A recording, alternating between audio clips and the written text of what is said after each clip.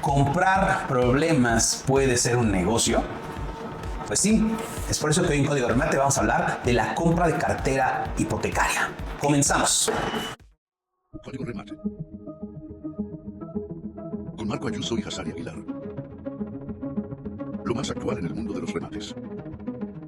Pues sí, amigos, nosotros nos dedicamos a comprar problemas, porque uno de los tipos de remates bancarios que existen son los remates bancarios litigiosos, ¿no? Así es que esto es prácticamente lo que es comprar un remate en sus etapas primarias, prácticamente puede ser desde el inicio y ciertas etapas antes de una adjudicación. Y el día de hoy nos vamos a enfrascar en qué estamos comprando y qué es lo que nos importa de esta clase de negocios, ¿no? Exacto, porque una de las condiciones de comprar derechos litigiosos o compra de cartera o remates bancarios litigiosos, no así las recuperaciones bancarias. Sí, es que bueno, en ese tema, sabes que yo tengo un conflicto porque hoy en día se habla de mucho de estos, pero lamentablemente, así como la palabra remates bancarios ya fue utilizada para cometer muchos fraudes, también recuperaciones bancarias se ha utilizado para cometer muchos fraudes y se inventarán cada vez más términos. Pero tratemos de limitarnos en una semántica clara: remates bancarios litigiosos o cesiones de derechos litigiosos, que es el acto legal que nos cede los derechos; remates bancarios adjudicatarios o cesiones de derechos adjudicatarios; o compraventas con los bancos, que se firman mediante contratos de compraventa con los bancos, como los tres tipos de remates bancarios cumbre que existen en el mercado.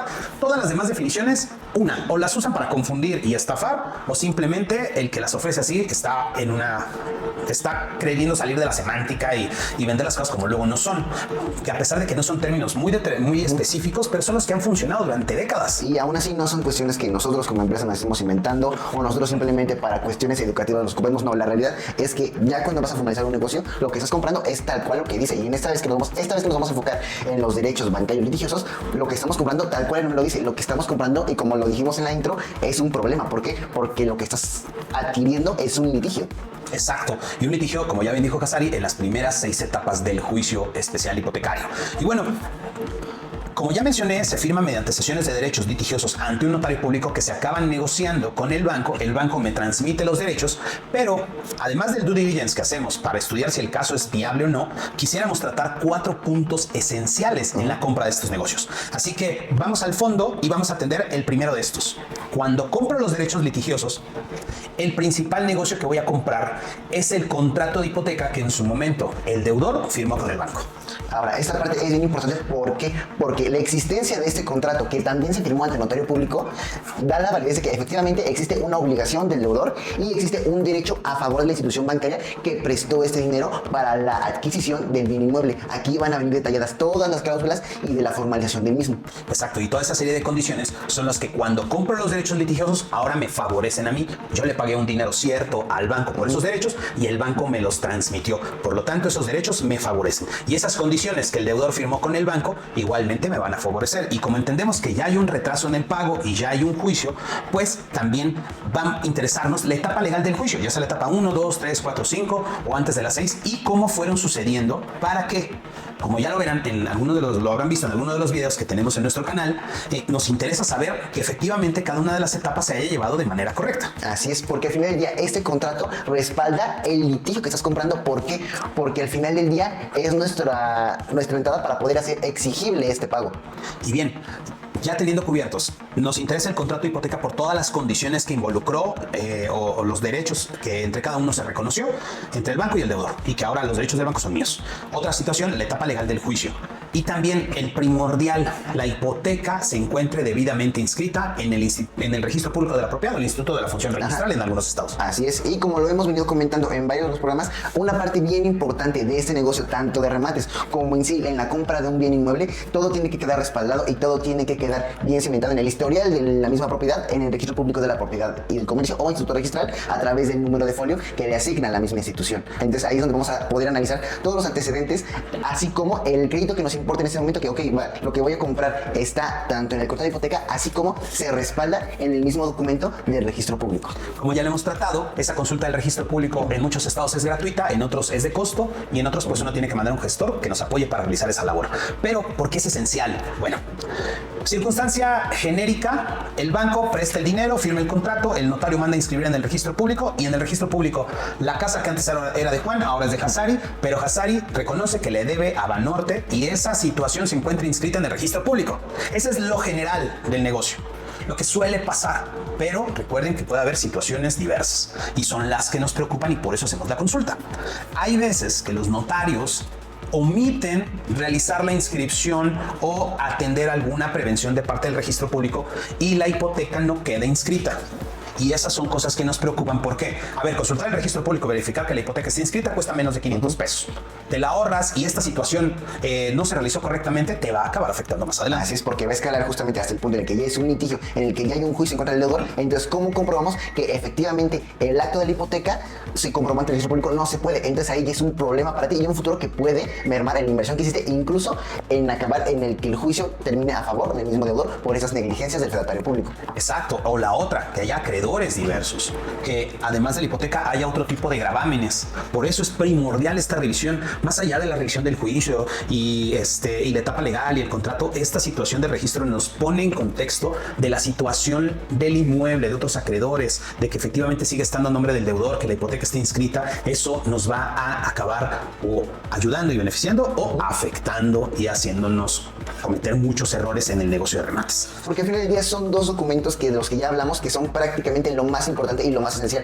Porque, por ejemplo, aquí nos comentan de, oye, pero es que la propiedad, aquí realmente el costo de la propiedad entra a un segundo plano, porque lo que nos interesa y lo que estamos comprando es el derecho a litigar este cobro. Porque, bueno, no estamos comprando una casa y no se vayan con la finta de, sí, es una propiedad barata. No, estamos comprando un derecho a seguir con el proceso y lo que nos presentan esos documentos son prácticamente la validez de que el negocio es real y cierto, además de la conveniencia del negocio. Exacto, porque además de la situación del contrato y las condiciones, otro de los puntos sumado con esta cuestión del registro es el valor de la deuda. Recordemos que a la persona le prestan un dinero, 1 millón de pesos, y ese 1 millón de pesos va a generar intereses que se llaman intereses ordinarios, los de cajón, los que te cobra cualquier institución bancaria solo por el hecho de prestarte el dinero y que tú estés al corriente en los pagos. Pongamos que es una tasa del 10% de intereses ordinarios. Entonces ya la gente deja de pagar, le aplican otros intereses que se llaman intereses moratorios o intereses de castigo, para que quede más claro. Entonces, a ese 10% de intereses le van a sumar otros, no sé, 15% más. Entonces es 25%. Yo compro un caso de una propiedad que yo ya analicé y que vale, no sé, 3 millones, que tiene de deuda al día de hoy 1.250.000 por los intereses que ha generado, y yo lo compré, no sé, a los 2 años de que se retrasó. ¿Por qué me interesa conocer la deuda y los intereses que genere? Porque es mi negocio probable. Yo como me acerco al banco y le digo, oye, te compro ese 1.250.000, te ofrezco 1 millón. Entonces de entrada entro al negocio con 250 de ganancia y que cada año que transcurra voy a estar ganando 250 más. Una, con la posibilidad de que con ese dinero que se vaya generando me quede con la casa que vale 3. O con una buena estrategia, aunque la deuda sea baja, poderme quedar con la casa. Incluso toda esa situación, todos estos cálculos que se acaban de hacer, tienen que venir exactamente descritos en la misma hipoteca, en el mismo contrato, y todo eso también se anexa en, obviamente, el gravamen que está ya en el registro público de la propiedad. Entonces ya al tener esta información, vuelve a lo mismo. No tenemos que hacer un análisis muy detallado de la propiedad, porque al final del día lo que nos interesa es que efectivamente sea un negocio y que la deuda nos permita justamente esta ganancia por el simple hecho de haberla comprado. Porque imagínate, tú el día de mañana compras una deuda al mismo valor en el que pues debe el deudor, obviamente no estás generando ningún capital, y todo eso se tiene que analizar al momento en el que ya analizamos los documentos al comprar un derecho litigioso. Exacto. Y bueno, como último punto, y de repente es lo que la gente dice, es que es lo que más me interesa, ¿cuánto vale la casa? ¿Cuándo la voy a tener? Y demás. Pero hay que comprender algo. La deuda, lo que pago por la deuda y lo que vale la casa. El rango entre lo que vale la casa y la deuda puede que sea lejana. En la distancia puede que sea lejana. Pero con una buena estrategia es donde te la puedes quedar. Mucha gente me busca y me dice, ahorita tengo un caso, ¿no? Interesante, porque trae deuda, la casa vale 15 millones, la deuda está en 15 millones y el caso se lo están ofreciendo al cliente en 7,5 millones. Negociazo. ¿No? La casa está buenísima. Circunstancias legales que pueden ver en el penúltimo video de TikTok, en uno de los videos de TikTok, ahí los van a ver porque lo comenté de un trabajo que hice el 10 de mayo. Pero el punto esencial está en que ese sí es buen negocio, porque se van a pagar 7,5 más gastos que acabe pagando, pongamos 9 millones con gastos, honorarios, escrituras, gastos del juicio y demás, 9 millones, pero la casa vale 15. Hay un rango interesante de ganancia de más del 50% del dinero que está metiendo.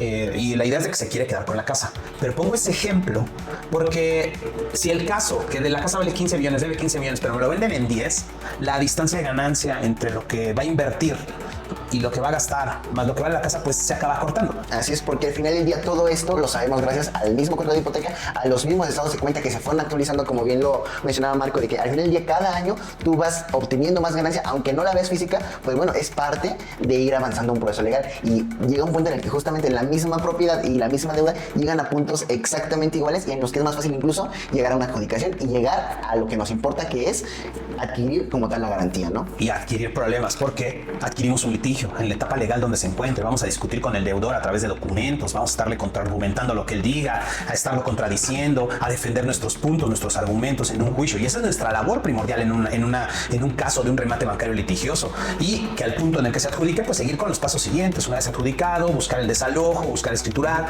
y demás. Pero queremos ponerlos en el escenario del derecho litigioso como sí comprar problemas, pero no hay negocio fácil y cada negocio tiene su riesgo. Y el hecho de comprar problemas hoy en día a mucha gente le ha hecho generar bastantes ganancias. Exactamente, porque al final del día, y como bien lo dice Marco, es que si bien estamos comprando un problema, bueno, vaya, ¿qué le vamos a sacar a ese problema, no? ¿Cuál es lo beneficioso de esto? Y por eso es que hacemos esta clase de contenidos, para explicarles a ustedes cómo funciona, qué es lo que estamos comprando y toda la larga letanía que todavía toca litigar para llegar a una conclusión favorable, que es o el pago o la entrega de la garantía. Sí, el día de hoy también me hizo llegar un amigo un caso de un bien adjudicado en Lago Mask que me lo está ofreciendo en 3.500.000 como bien adjudicado. Vale. Pero resulta que en un edificio similar, en la misma calle, saben, en muchas partes de la Ciudad de México hay muchos edificios que hace el mismo constructor, pues hay un caso que a un cliente le vendimos en 750, el de el señor Dante, ajá, exactamente. Tiene nombrezazo, ¿no? Así, nombrezazo. Bueno, Dante se compró el caso en 750 más gastos y todo. Calculamos que va a gastar como 1.150.000. Lo compró en la fase 5. Llevamos 2 años litigándolo. Ya estamos para saltar la etapa de la adjudicación. Esperemos ya lograrla en estos días. Y bueno, él pagó 750.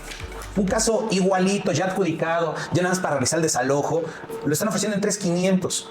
¿Todos los casos son así, se generan este tipo de ahorros? No, también hay sus excepciones, hay casos maravillosos. Hay decisiones rápidas. Hay decisiones rápidas, pero la realidad está en que siempre un bien adjudicado, sea una institución bancaria, un administrador o un particular que se lo adjudicó, va a buscar el mayor beneficio y su mayor beneficio o su valor de referencia siempre va a ser el valor comercial.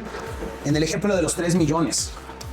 La casa vale 3 millones, debía 1.250.000. Si yo digo, me voy a esperar a que se la adjudique el banco y ya adjudicado yo me ahorro problemas, sí, pero vas a acabar invirtiendo más. Posiblemente ya adjudicado el banco te lo ofrezca en 2.200, en 2.500. Incluso lo doble o lo triple de lo que tú lo puedes haber adquirido en esas primeras etapas, simplemente por decir, ok, me espero a que esté adjudicado y que ya sean derechos sobre el bien inmueble. Y como lo he dicho últimamente, los bancos son instituciones que están especulando y que están haciendo dinero, no son hermanitos de la caridad, porque aquí la pregunta es, ¿tú querías? Si compras un litigio, le dedicas años, te lo adjudicas, ¿lo regalarías o lo venderías con referencia al valor comercial? Así es. Y bueno, amigos, con esto queremos despedir este programa de Código Remate, especial sobre remates bancarios litigiosos, compra de cartera litigiosa o sesiones de derechos litigiosos, para que tengas este panorama completo de cómo es que se realizan las compras, qué es lo que vemos, y si requieres asesoría especializada, recuerda que tienes a Mason Maya. Muchas gracias. Código Remate. Hasta la próxima. Código Remate. Grabación y edición, Gabriela González. Una producción de Mason Maya.